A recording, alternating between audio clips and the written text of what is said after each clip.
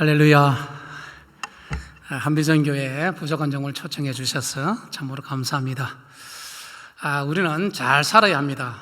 코로나 가운데서도 여러분 잘 사셨죠? 어려운 일이 있었지만, 힘든 일이 있었지만 잘 극복하셨죠? 하나님께서 저와 여러분을 살게 해주셨습니다. 잘 삽시다, 다시 삽시다, 영원히 삽시다. 좀 어렵나요? 잘 살자, 다시 살자, 영원히 살자. 옆에 분과 한번 인사해 주실까요?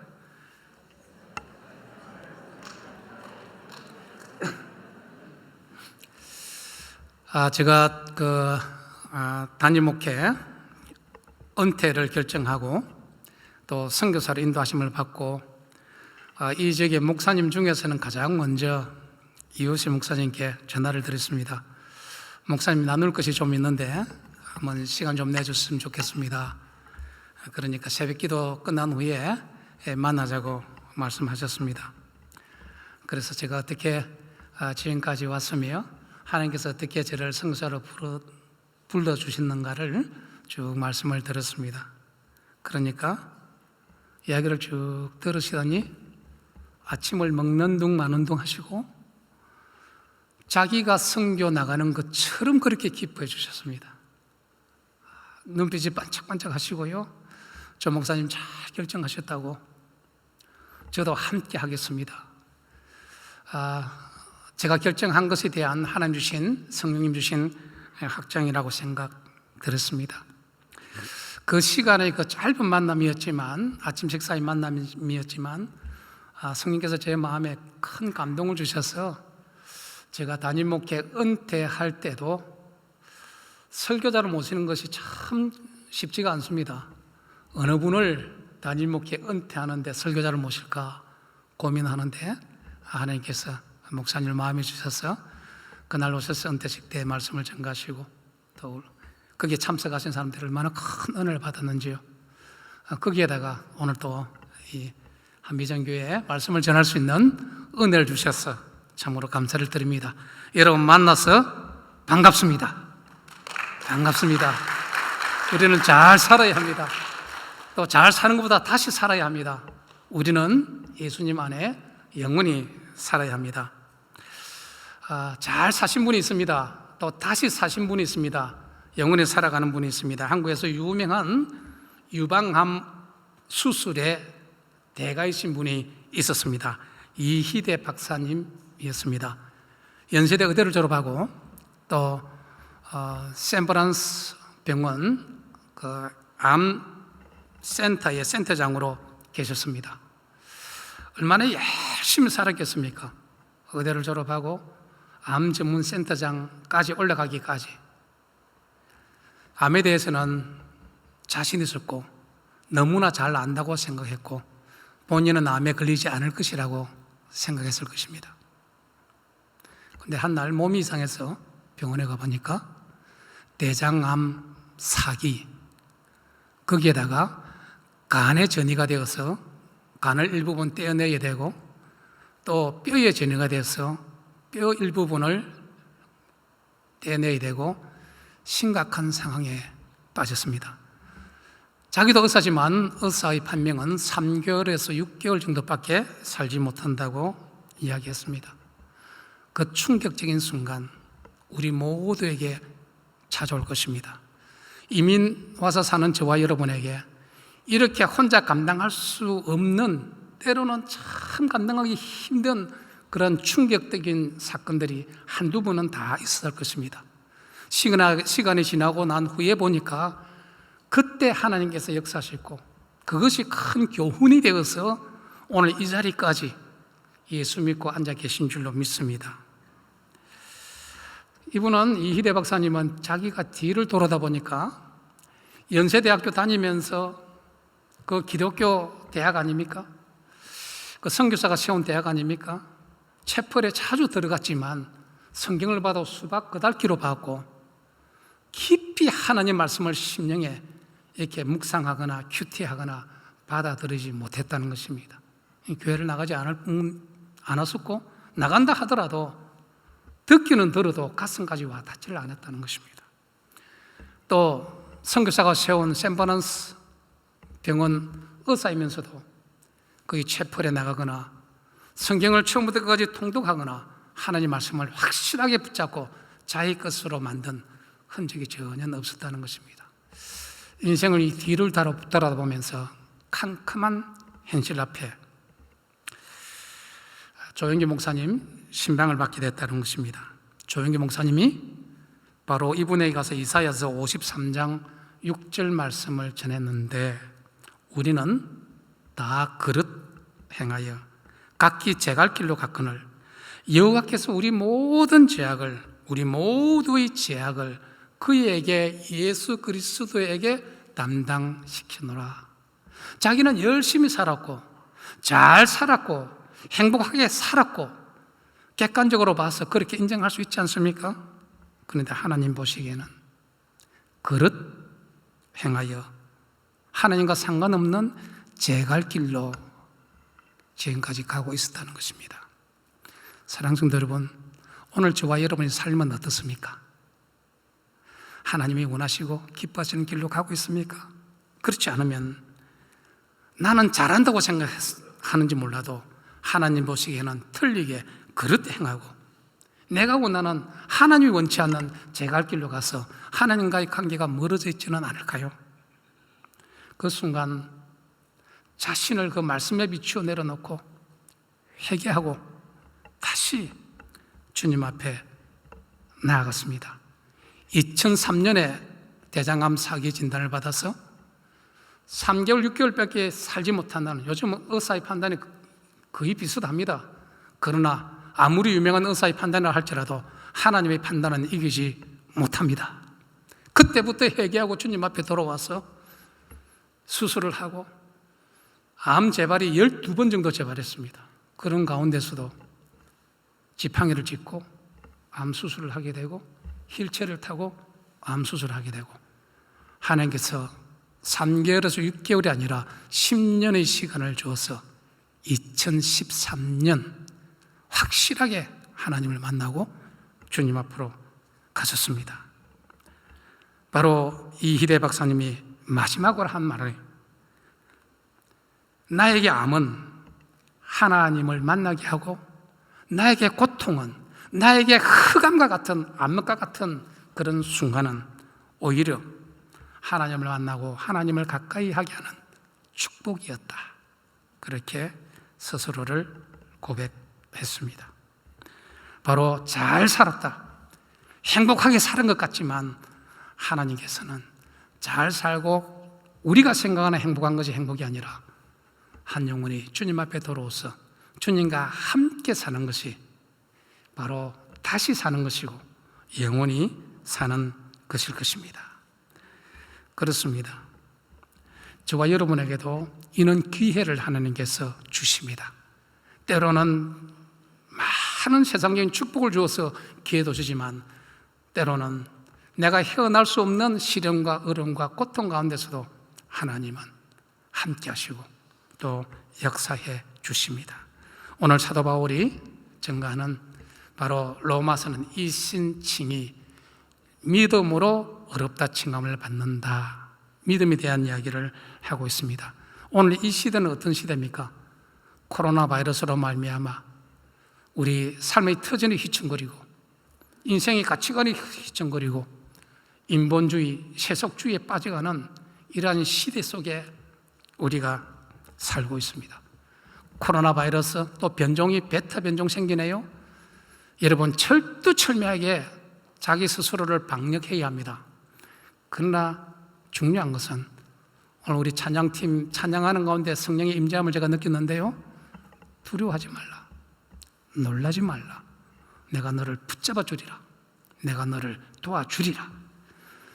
코로나 베타 바이러스가 아무리 우리 주위에 온다 할지라도, 베타, 감마 여러 종류가 있다 할지라도 예수님은 나는 알파요 오메가라, 나는 시작이요 끝이라고 말씀하셨습니다. 우리는 살아도 주를 위하여 살고 죽어도 주를 위해서 죽나니, 사나 죽으나 우리 인생의 주인은 전능하신 하나님이심을 믿으며 나아가시길 바랍니다. 그렇습니다. 여러분의 생명을 주장하셨기에 오늘 하나님 앞에 찬양하고 우리는 예배 드릴 수 있습니다. 잘 살자, 잘 사는 것으로 만족해서는 안 됩니다. 우리는 다시 살아야 합니다. 첫 번째로는 세상 속에서 잘 살자입니다. 세상 속에 어떻게 하면 잘 삽니까? 사람은 누구나 다 잘 살고 싶어 합니다. 그리고 잘 사는 것이 무엇이냐고 물어보면 답은 다 달라요. 어떤 분들은 행복하게 사는 것이 잘 사는 것이라 그럽니다. 그렇습니다. 행복하게 사는 것, 그러면 행복하게 사는 것이 뭐냐고 물어보면 또 답은 다 다릅니다. 행복하게 사는 것을 한마디로 정리하기는 어렵지만 어떤 분들은 좋은 대인관계, 좋은 부부관계, 좋은 가족관계, 좋은 직장 동료들의 관계, 또 사회 속에서 관계, 그렇게 이야기하는 분이 있습니다. 또 어떤 분은 자기가 되고 싶은 것, 하고 싶은 것, 갖고 싶은 것을 다 가지면 행복하고 잘 산다고 그럽니다. 여러분, 그 후에는요, 사람은 반드시 죽게 되고 심판이 있게 되지 않습니까? 일반적으로 잘 산다, 행복하게 산다는 것은 경제적인 그러한 안정과 자기 목표를 이루면 잘 살고 행복하게 산다고 이야기를 합니다. 제 역시도 잘 살고 싶었습니다. 행복하게 살고 싶었습니다. 여기에 계신 분 모두 다 그렇죠? 잘 살고 싶었죠? 행복하게 살고 싶죠? 저는 아주 시골에서 5남매 중 4번째로 태어났습니다. 제가 태어난 곳은 경상남도 함안군 대산면 평림리 신등부락 815번지입니다. 완전 산골입니다. 동네 한 30가구, 40가구 정도가 될까요? 저희 부모님은 두 분 다 농사 짓는 분이었습니다. 저희 부모님에게 저에게 물려준 유산은 신앙의 유산을 물려주지 않았습니다. 저는 제가 믿고 제 부모님 믿게 되었습니다. 부모님이 제게 물려준 유산은 정직과 근명과 성실이었습니다. 작은 논에 자나깨나 농사 짓는 저희 부모님이 어디 사기를 치라 그래도 머리가 돌아가지 않았어. 두뇌가 없어서 사기를 칠 수도 없었고요. 새벽에 날 밝아지면 들에 나가서 밭에 나가서 논에 나가서 일하고 그 5남매를 부모님이 저희들 그런 식으로 키웠습니다. 국민학교 때 저희 꿈은 국민학교 선생이 되는 꿈이었습니다. 왜 국민학교 선생이 되는 것이 꿈이었냐 하면요, 국민학교 선생님은 항상 양복을 이렇게 입고 다녀요. 그리고 제 친구가, 자기 아버지가 선생인 친구가 있었는데 그 친구의 도시락은 우리 도시락과는 달랐습니다. 보리밥이 아니고 쌀밥이었고요. 또 도시락도 우리는 이렇게 작고 깊고 이런데 이 친구는 좀 신식, 납작하면서 그 위에 계란 후라이도 남부럽지 않게 착 이렇게 덮었습니다. 반찬을 보면요, 그 친구는 그 시골에서, 저희 시골에는 1일 하고 6일이 장이거든요. 그런데 장과 상관없이 매일 그 친구는 도시락 반찬이 메르치 볶음, 덴뿌라, 오뎅이라고 그러죠. 착 볶아서 맛있게 콩반찬도 하고 고기도 있고 장조림 고기 이랬습니다. 국민학교 선생이라면 나도 내 자녀에게 저렇게 할 수 있겠구나 하는 것이 꿈이어서 저도 국민학교 선생이 되고 싶었습니다. 그런데 국민학교 졸업할 때 제가 태어나는 그곳은 국민학교 졸업하고 중학교를 가지 못하는 그런 친구들이 제법 있었습니다. 그래서 제가 국민학교 졸업할 때만 하더라도 졸업식 때는 눈물바다가 되기도 했습니다. 세 사람이 상을 받는데 국민학교 졸업할 때 그때 상이 교육감상, 그 다음에 시골에는 지사장상, 농협협동조합장상, 아마 젊은 분들은 이게 무슨 뜻인지 모를 거예요. 농협이 있었습니다. 그래서 세이가 상을 받는데 다 묻습니다. 오늘 졸업식에 부모님 오느냐고. 그 세 사람이 하나는 용수인 저고 하나는 원수고 하나는 병진이었습니다. 이름이. 부모님 안 온다고. 또 원수는 부모님 오시냐고, 졸업식 때 안 온다고. 병진이 부모님 졸업식 오냐고, 안 오냐고, 안 온다고. 세 사람 다 졸업식에 부모님이 안 오십니다. 그때 당시만 하더라도 자녀가 5명 정도 되면 장남하고 막내는 졸업식에 가도 중간에 끼인 애들은 농사짓기 바빠서 입학식이나 졸업식에 잘 가지 않았습니다. 그때 당시에는 제가 이것이 복음인 줄 몰랐습니다. 선생님이 저희들 오라 그러면서 복음을 이야기하는데요, 가장 먼저 용수 오라고 그래요. 그래서 제가 선생님 옆에 가지를 않았습니다. 원수에 오라 그래요. 그 친구도 선생님 옆에 가지 않았어요. 병진호 오라 그래. 그 친구도 가지 않았습니다. 왜 가지 않았겠어요? 나를 사랑하는 선생님이 가까이 오고 흑해 주려고 그러고 기도해 주려고 그러는데 왜 가지 않았겠어요? 여러분, 시골에는 1년에 2번 모욕을 했습니다. 그것도 속 죽을 끓이는 가마솥에 물을 끓여가지고 큰 누나 뺏기내고 형님 뺏기내고 작은 누나 뺏기내고 제가 4번째인데요, 깨끗한 물에 때를 벗기면 배가 잘 안 벗겨집니다. 이거는 물리학적으로 증명을 할 수 있습니다. 뗏물에 때를 벗기면 굉장히 잘 벗겨집니다. 그 4번째 제가 이게, 그러니까 선생님이 오라 그래도 갈 수가 없었지요. 그때는 부모님이 때로는 원망이 되기도 하고 잘 살아보고자 하는 목적만 있었지만, 지금 나이가 60이 돼서 뒤를 돌아보니까 하나님께서 그 훈련도 선교제에 가서 나와 같은 어린애들, 그런 사람들을 보면서 공감할 수 있도록 벌써 그때부터 하나님을 생각하지 않은가, 계획하지 않았나 하면서 요즘 하나님께 얼마나 감사를 드리는지 모릅니다. 선생님께서 마지막으로 우리 서희를 모아놓고 기도해 줬습니다. 그때 말씀이 빌립보서 4장 13절 말씀입니다. 우리 스크린으로 한번 볼까요? 다 같이 읽겠습니다. 시작. 내게 능력 주시는 자 안에서 내가 모든 것을 할 수 있느니라. 아멘. 여러분 믿습니까? 그 예수 믿는 담임 선생님이 너희들은 누구도 믿을 수가 없다. 농사 짓는 부모 믿고 어떻게 대학을 가며 또 누구를 믿고 어떻게 앞으로 헤쳐나겠는가 하면서 그때 하나님이라는 것을 이야기했습니다. 하나님의 능력을 받아서 너에게 능력 주시는 자 안에서 너희들이 모든 것을 할 수 있다. 할 수 있다. I can do. 할 수 있다. 그리고는 기도해 줬습니다. 그 3명 다 아무도 육군사관학교 가지 않았습니다. 그러면서 선생님 하는 얘기가 너희들은 육군사관학교를 가라는 거예요. 육군사관학교를 가면 돈 하나도 들지 않고 공부할 수 있고 출세할 수 있고 별을 달 수 있다는 것입니다. 그래서 너네들은 누구 믿지 말고 하나님 믿고 꼭 육군사관학교를 가라 하는데 아무도 가지 않았어요.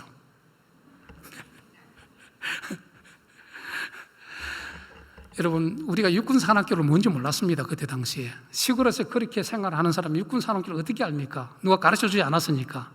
그 선생님이 참으로 지혜 있는 선생님이었습니다.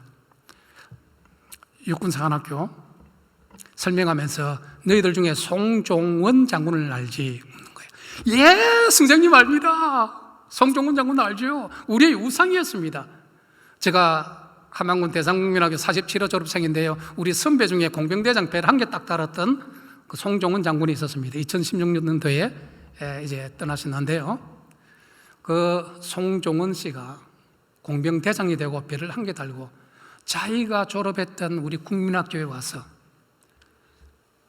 집차에 벨 한 개 쫙 반짝거리는 걸 달고 뒤에 군악대가 쫙 서고 그때 잔치를 베풀어주고 우리 학교에다가 기증을 해주는데 교문을 철문으로 해주고, 옛날 시골의 국민학교는 울타리가 없었고 탱자나무를 이렇게 심어놨습니다. 학생들이 구멍을 내서 어디 도망치면 탱자에 찔려버리라고 탱자나무를 심었죠. 그거를 다 걷어내고 벽돌로 학교 울을 만들어주고 문을 달아주고 그 다음에 학교 종을 달아주고 시간마다 종을 짓지 않습니까? 옛날에는. 그 다음에 요즘은 그런 말이 없는데 풍금을 사줬습니다. 음악 풍금을. 근데 그 송종훈 장군 선배가 우리 학교 방문한다고 우리는 3일 동안 운동장에 풀 뽑고 청소하고 그랬습니다. 그때 돼지 3마리를 잡았습니다. 태어난 후에 돼지고기를 가장 많이 먹어본 때가 바로 그때였습니다. 군악대가 울려지고 잔치가 벌어졌는데 바로 육군사관학교 가면 선배 송종훈 장군처럼 너희도 별을 달 수 있다는 것입니다. 그런 꿈을 우리에게 심어줬습니다. 아무도 육군사관학교는 가지 않았지만 선생님 말씀에 의해서 교회는 몇 번 들락날락 했습니다. 그러나 교회 가서 보니까 이 친구들이, 나를 데리고 가는 친구들이 교회에서 모습하고 친구들끼리 놀 때 모습하고 너무나 달라요. 그래서 이럴 수가 있나? 교회 정이 들지 않았습니다. 그 예수 믿는 친구들이 이중성과 가식, 거짓된 믿음 보면서 교회가 이런 데구나. 담임 선생님 말씀과 친구들이 교회 다니는 친구를 보니까 너무나 다른 것이었습니다. 하지만 복음은 몰랐지만 내가 존경하는 6학년 때 담임 선생님, 너는 할 수 있다고, 너희들은 그렇게 사모하는 송종은 장군처럼 배를 달 수 있다고, 자취를 하면서 연탄불이 꺼지거나 시련과 울음이 닥칠 때마다 내가 존경하는 선생님이 하신 말씀, 누구도 믿지 말고 전능하신 하나님 믿고 열심히 하다 보면 너희들은 할 수 있다고. 그래서 꿈이 국민학교 선생님이었는데 25살 때부터 하나님께서 은혜를 주셔서 대학에 자연과학 연구소에 일을 하면서 대학 강사로서서 자연과학과 일반 물리학을 또 레이저 물리학을 가르칠 수 있었습니다. 꿈보다 더 크게 세워주셨지요. 말씀 들었으면서 배가 좀 아픈 분이 계신 것 같은데요. 네. 열심히 잘 살려고 노력했습니다. 열심히 하니까 스승의 인정도 받게 되고 후배의 존경도 받게 되고 사회적 지위도 따라왔습니다.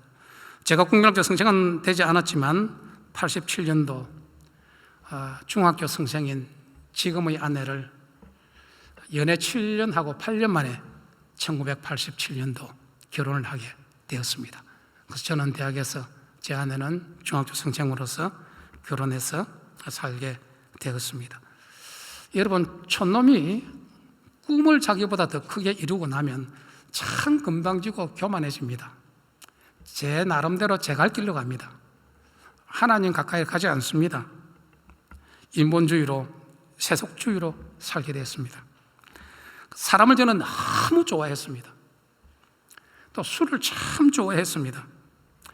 결혼하자마자 집에 보통 술 먹고 나면 밤 12시, 새벽 1시에 총알 택시 타고 집에 가는 것이 비일비재했습니다.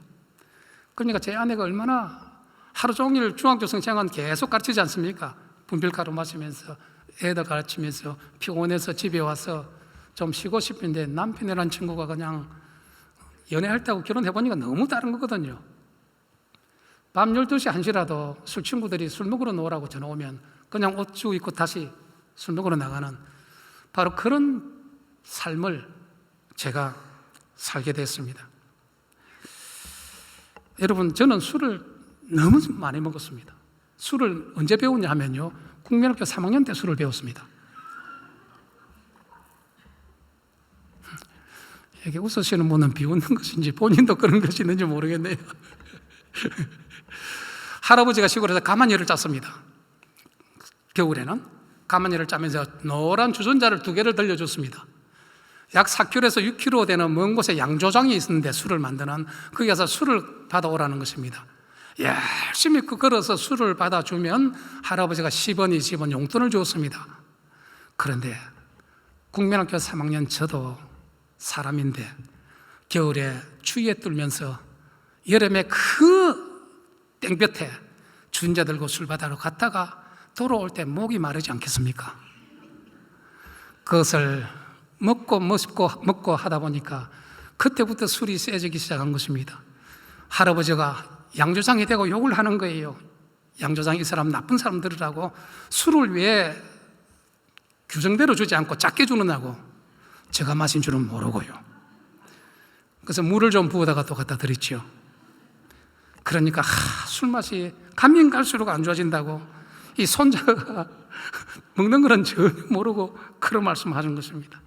여러분, 제가 그런 삶을 계속 거기서 살았다면 오늘 이 자리에 제가 있겠습니까? 하나님은 나는 기억하지 못하고 나는 믿지 않았지만 하나님께서 저를 기억하시고 내가 나로 말미암아 내 힘으로 살아가지 못하게 하나님의 손길을 저에게 붙여주셨습니다. 1989년 미국 나사가 미국에 6군데가 있는데요, 제가 초청받은 곳은 햄튼 버지니아에 있는 나사 랭리 리서치 센터입니다.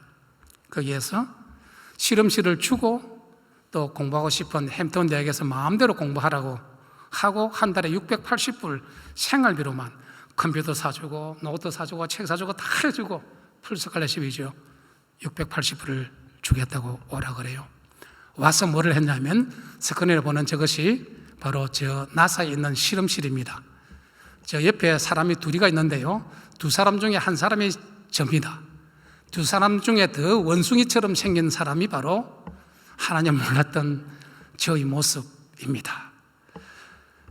89년도에 나사에 오니까요, 돈을 주지 않더라도, 장학금을 주지 않더라도 미치고 싶어요.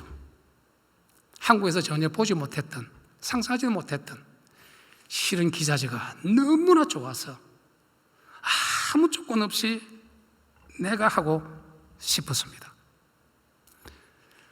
한국에서 미국을 떠나올 때는요, 제가 참 당당했습니다. 내 힘으로 살아가려고, 또 나의 열심으로 살아가려고. 제가 미국 가겠다 그러니까 제 아내가 여보 나는 어떡하냐 그러더라고요. 총장님이 학위하고 돌아오라 그러니까 당신은 중학교 성생으로 돈을 버리고 그냥 있으라고, 내가 빨리 가서 오겠다고.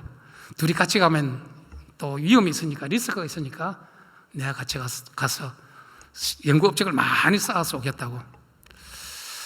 그러면서 설득이 되었습니다. 되고 공항을 빠져나오면서 뒤도 돌아보지도 않고 앞을 향해서 쫙 끌어나갔습니다. 그것이 제 아내에게는 얼마나 상처가 됐는지요. 나사에서 실험을 하는데 새벽에 일어나면 또 하고 싶고 또 하고 싶고. 여러분, 하나님 앞에 드리는 것이 이런 마음 저와 여러분이 계속적으로 가질 수 있기를 바랍니다. 하고 싶어요. 시키는 것이 아니라 스스로 하고 싶어요. 불이 붙은 것이에요. 한날은 실험을 열심히 하는데 제 지도교수인 닥터 넬슨 잘로프가가 유대인입니다. 제 실험실에 들렸어요. 들려서 요즘 어떻게 생활하냐, 어떻게 지내냐, 와이프는 어떻게 지내냐 물어요. 그래서 제가 있는 대로 이야기했죠. 와이프는 한국에서 중학교 성생을 하고 있으니까 제가 빨리 영국을 내고 돌아가야 하기 때문에 혼자 있으라 그랬다. 그러니까 저를 한참 바라보더니 하시는 이야기가, 그렇게 될 수도 없겠지만 당신이 아인슈타인 같이 유명한 사람이 된다 할지라도 가정이 깨어지면, 행복이 깨어지고 아무런 의미가 없어. 한 달에 생활비 680불에서 1000불을 올려줄 테니까 아내를 데리고 오라고 그렇게 말씀을 하세요. 그때 당시에 제가 살던 햄튼 버지니아에 방 2개짜리 아파트가 250불 할 때였습니다. 그럼 1000불이면 생활이 가능하겠죠. 예. 그래서 제 아내가 한국에서 미국으로 오려고 생각했습니다. 그런데 공립중학교 휴직을 하고 미국 온다는 것이 그때 당시에 쉽지가 않았습니다. 장벽이 너무 많았습니다. 그런데 그때 자기 마음 가운데 그런 생각이 들었대요. 하나님, 내가 남편만으로 미국 가게 해주신다면 미국 가서 하나님 믿겠다고 그렇게 이야기했대요. 그 전에는 부처를 믿었거든요. 왜 갑자기 그 순간 하나님 믿겠다고 한지 모르겠습니다. 여러분, 남편이 얼마나 잘생겼으면 그런 소원이 있었겠습니까? 지금 웃으시는 분은 비웃는 걸로 알겠습니다. 하나님께서 참 그 음성을 들으시고 미국으로 오게 해주셔서 오자마자 이 여인이 제정신이 아니에요. 처음에는 적응하는 것 같더니 한순간부터 성경을 읽기 시작해요. 하루에 100페이지, 200페이지. 나사에 연구하고 오면 성경을 읽기 시작해요. 정신이 조금 이상해요. 제가 보니까. 그래서 제가 하도 좀 심각해서 여보, 한국에 가면 배정신의학회가 있는데 그 친구 아버지야. 당신 한국 가서 거기에 감정을 좀 받아봤으면 좋겠다. 울면서 성경을 읽어요. 그래서 한날은 UCLA에 자기 친구가 먼저 박사과정에 유학 온 친구 부부가 있었는데 전화해서 양이야 나 이렇게 한국에서 이렇게 서운하고 왔는데 예수를 어떻게 믿지? 어떻게 읽으면 성경을 잘 읽지? 그러니까 전화로 그 친구가 예수 영접 기도를 해주셨습니다. 영접하고 계속 성경을 읽어가는데 저에게 계속 전도를 하는 거예요. 제가 어떤 사람이었느냐 하면요, 제가 89년도 있던 그 나사 랭리엔 한국 사람이 3사람이 있었습니다. 그래서 나사에 누구 온다 그러면 그 동네 교회 사람들이 거의 다 알아요. 우리 아파트에 사는 그 여인들이 저를 위해서 전도하려고 기도하면서요, 그때 당시에는 김치가 좀 귀했습니다. 요즘처럼 맛있는 김치가 시골에는 거의 없었어요. 그 귀한 김치를 제 아파트 문 앞에다가 다 갖다 놓고 전화번호 적고 뭐 글 하나 적고 가는 거예요. 근데 보통 사람들은, 상식적인 사람들은 그래도 그 정성이 도덕과 인격이 있기 때문에 먹습니다. 방 안에 그 아파트에 들고 들어가서 저는 문 앞에 그대로 두었습니다. 그러니까 그 사람들이 또 볼 거 아닙니까? 지나다니면서 들고 들어갔는지 그대로 있는지. 그분들도 이해 안 가죠. 저 생각에는 나는 그 교회 안 갈 건데 왜 이 김치를 먹어야 되느냐. 그 정도로 자기의 의가 강했습니다. 내가 교회 갈 것 같으면 김치 먹고 가면 되는데 안 갈 건데 김치를 들고 와서 먹을 이유가 없다고 먹지 않았습니다. 그 정도로 소문난 사람이었습니다. 근데 제 아내가 울면서 전도를 하는데 그 이야기가 들리겠습니까? 서울 분들이나 충청도, 강원도, 전라도 남자들은 참 성품이 좋은 분이 있습니다. 그러나 경상도 사람들은요, 여자 말 잘 안 들어요. 예. 하나님 다스려야 됩니다. 그런 사람들은. 예. 여자 말이 들리지가 않아요. 그런데 그런 나이를 아시고 하나님께서 나사에 실험을 하는데 1991년 국제 레이저 컨퍼런스에 논문을 발표할 거라고 이런 결과를 쭉 보고를 했습니다. 근데 실험 결과가 됐다가 되지 않았다가, 하이 파워 레이저가 나왔다가 나오지 않았다가, 유명한 과학자들이 다 모여들었는데도 아무도 그 문제를 해결할 수가 없었습니다. 여러분, 완전히 사기꾼 될 만한 그런 상황에 처했습니다. 그때 어느 날 오후에 실험을 하면서 이 문제를 어떻게 풀까 고민했습니다. 한순간 창세기 1장 1절 말씀, 요한복음 3장 16절 말씀, 그 전에는 아무 감동이 없었습니다. 듣기는 들어도 알기는 알아도 내 마음과는 전혀 달랐습니다. 기에 있다가 그런 것도 있구나. 예수님이 물 위를 걸었다고? 웃기는 이야기네. 중력의 법칙도 모르는 사람들이 하는 소리지. 물이 포도주가 된다고? 분자식도 제대로 모르는 사람이 하는 소리지. 전혀 귀에 들어오지 않았습니다. 그런데 그날 실험실에서 하나님께서 내 마음을 움직인 것 같습니다. 하나님, 이 실험이 이렇게 되면 저는 사기꾼으로 제 인생이 끝납니다. 저 마음 가운데 태초에 하나님이 천지를 창조하였느니라. 천지의 주인은 누굽니까? 우리 인생의 주인은 누굽니까?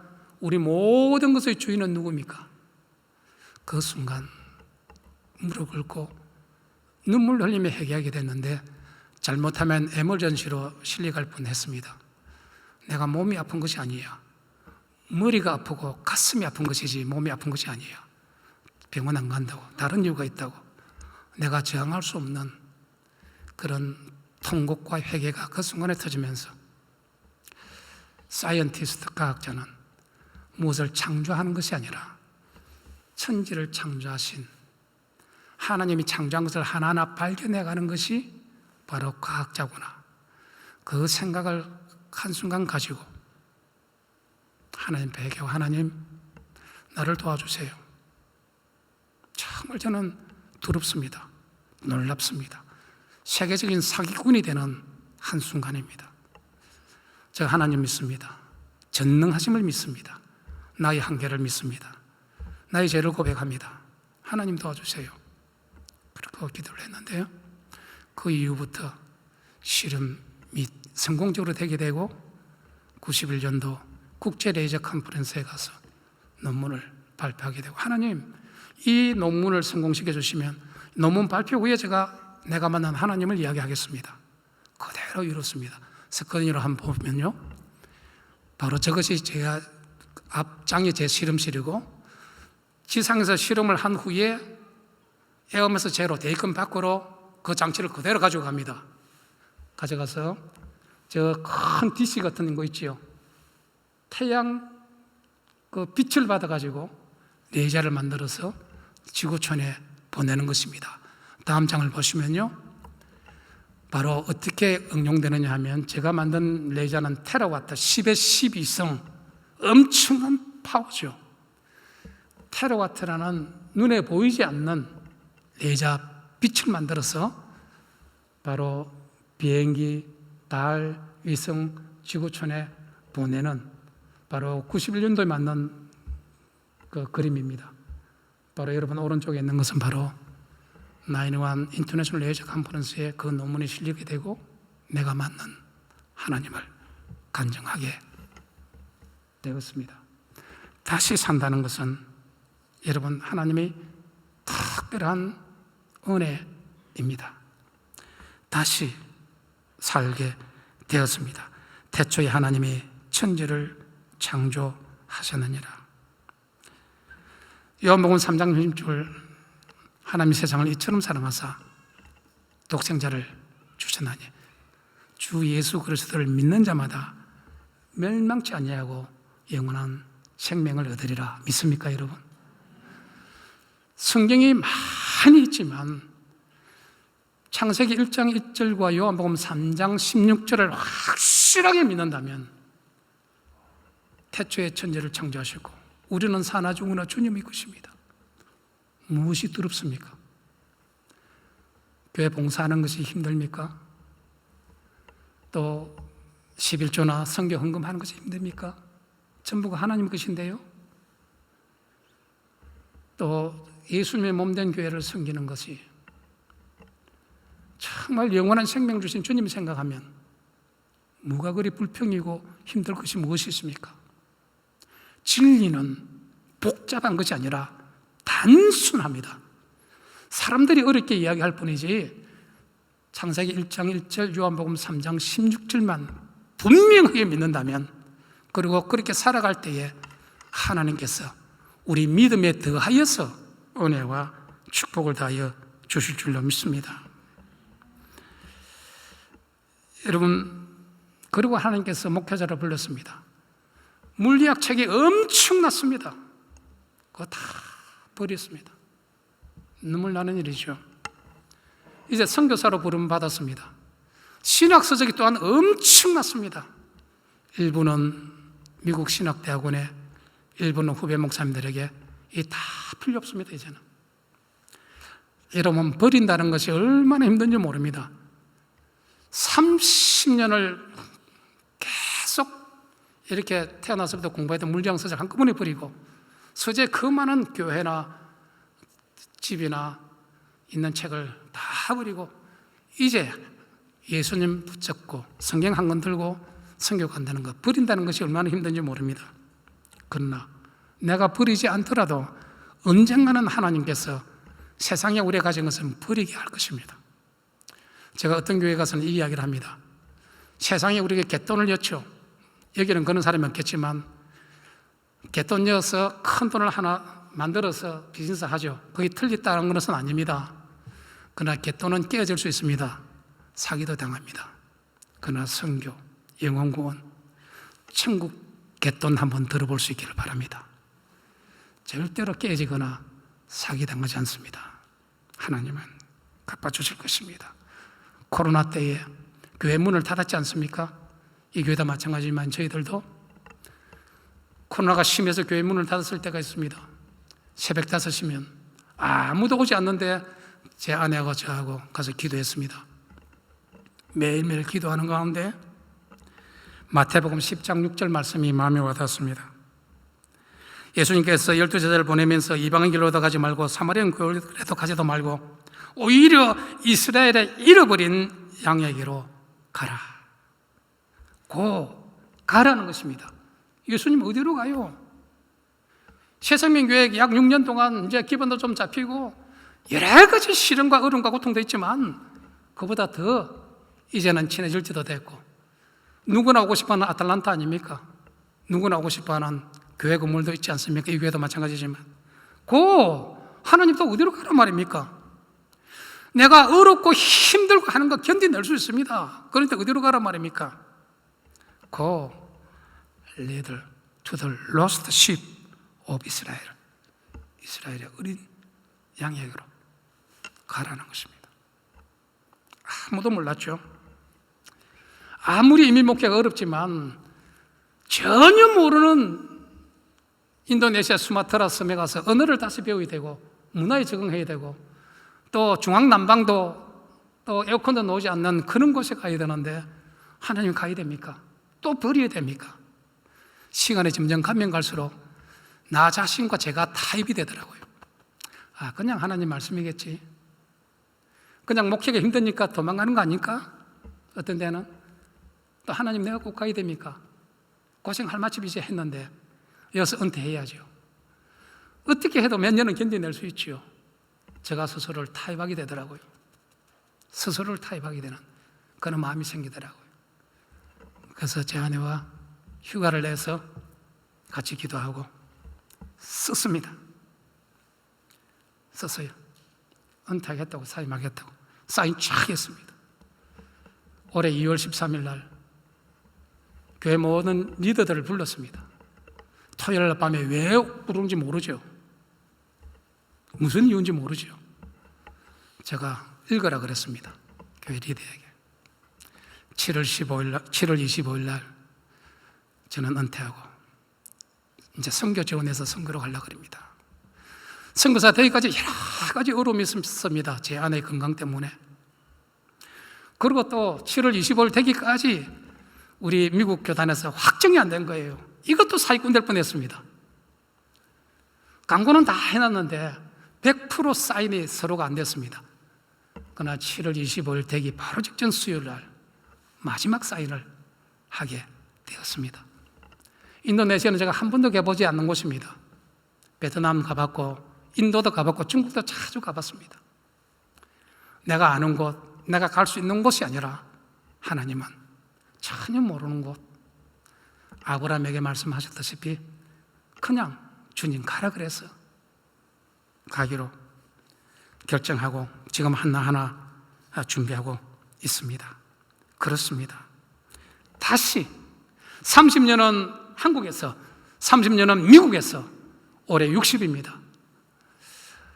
이제 나머지 10년, 15년 하나님이 원하시는 또 건강이 허락하는 그 순간까지 하나님 원하시는 대로 쓰임받다가 주님 앞에 가려고 합니다. 우리는 잘 살아야 합니다. 좌우 산다는 것입니다. 잘 사는 것보다 더 중요한 것은 예수님 안에서, 구원주 안에서 다시 사는 것입니다. 헬라어로 아나자오라고 그럽니다. 갈라디아서 2장 20절 말씀입니다. 내가 그리스도와 함께 십자가에 못 박혔나니 그런즉 내가 사는 것이 아니요 오직 내 안에 그리스도가 사는 것이라. 이제 내가 육체 가운데 사는 것은 나를 사랑하사 나를 위하여 자기를 버리신 하나님의 아들을 믿는 믿음 안에 사는 것이라. 믿습니까? 제가 지금까지 목회를 하면서 수많은 시련도 있었고 아픔도 있었고 어려움도 있었지만 바로 그것은 내가 그리스도와 함께 십자가에 못 박혔다고 이야기하지만 하나님 보시기에는 내가 그리스도와 함께 십자가에 못 박히지 않고 여전히 내가 나로 살아가기 때문에 내게 주는 환난과 어려움이었다고 저는 간증할 수 있습니다. 여러분 그때마다 하나님 앞에 무릎 꿇고 하나님 앞에 회개하고 하나님 능력 붙잡을 때 우리는 이 순간도 다시 세우시는 하나님의 은혜가 있을 줄로 믿습니다. 누가복음 15장 여러분 잘 아시죠?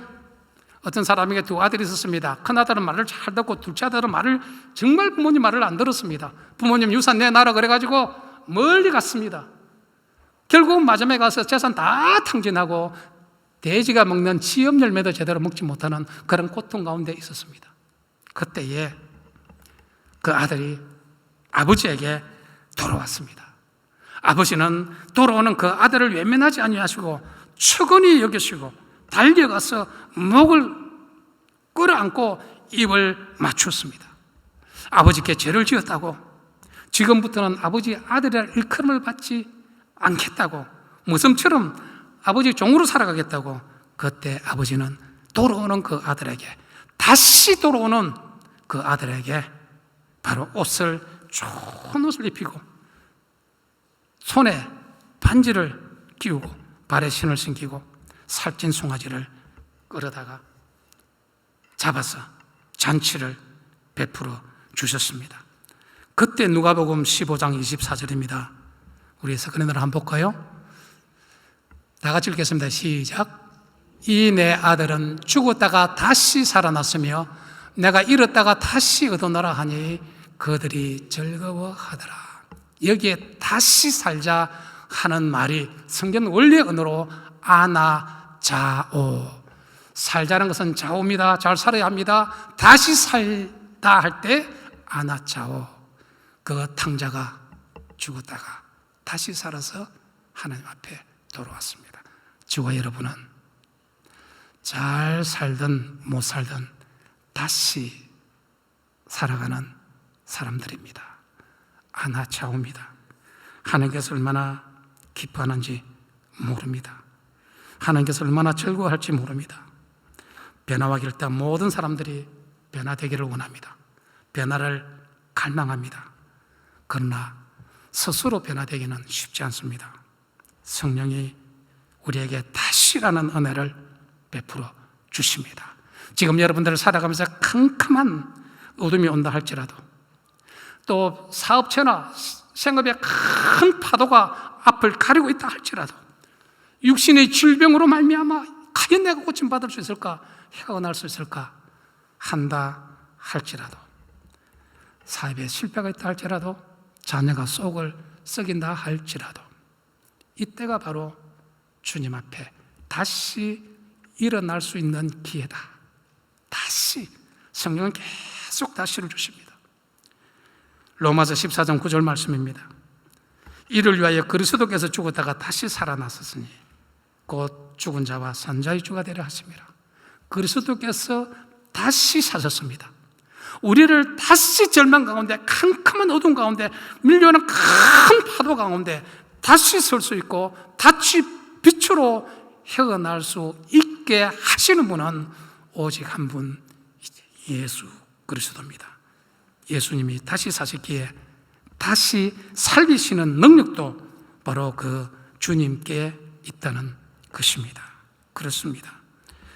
세상 속에서 잘 살게 행복하게 사는 것이 여러분의 목적이라면 한순간 여러분은 큰 절망과 고통에 빠질 수 있습니다.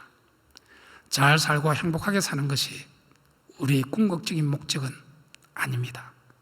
우리는 예수 안에 거듭난 삶, 아나자오, 다시 사는 삶, 그 삶을 살아갈 때 우리는 영원을 살아가게 될 것입니다. 그렇습니다. 빌보서 4장 13절입니다. 인도네시아 수마트라 섬 많이 저도 불안합니다. 어떤 때는 두렵습니다. 언어도 되지도 않고요, 문화도 잘 모르고요, 한 번도 가보지 못한 그곳입니다. 오늘 우리 찬양팀 두려워하지 말라, 놀라지 말라, 붙잡아 주신다고요, 도와주신다고요. 저뿐만 아니라 여러분에게도 같은 하나님이 역사해 주실 것입니다. 국민학교 6학년 담임 선생님이 한 말씀 다시 저는 붙잡습니다. 빌보서 4장 13절, 내게 능력 주신 자 안에서 내가 모든 것을 할 수 있느니라. 내가 하는 것이 아닙니다. 능력 주신 자 안에서 순간순간 은혜를 주시고 성령으로 충만케 해주시고 능력 주시는 그 능력 가지고 할 수 있다 생각하니까 좀 더 자유스럽습니다.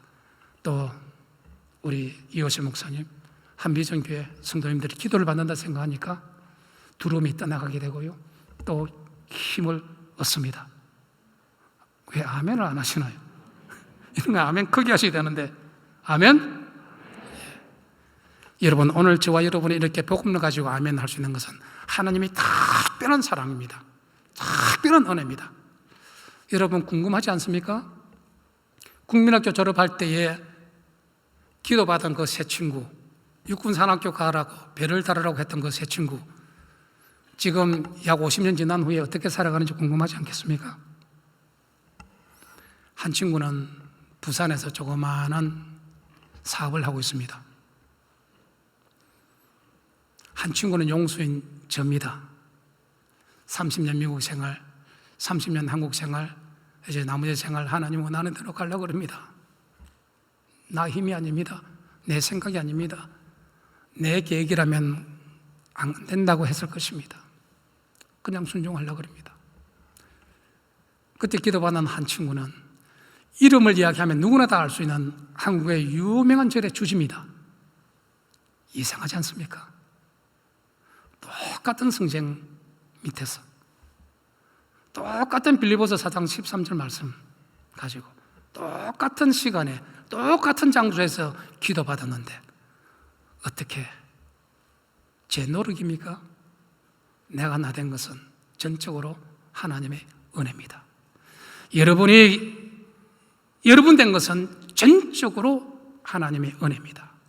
내 능력으로, 여러분의 능력으로 공부해서 노력해서 구원받을 수 없습니다. 하나님의 은혜입니다.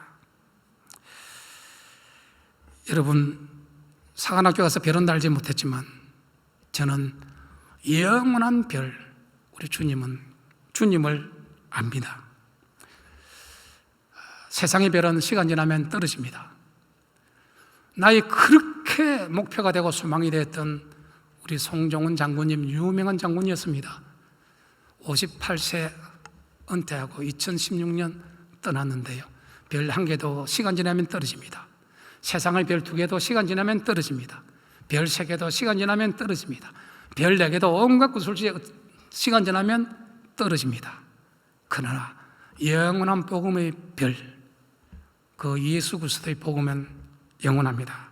다니엘서 12장 3절 다 같이 한번 보겠습니다. 읽겠습니다. 시작.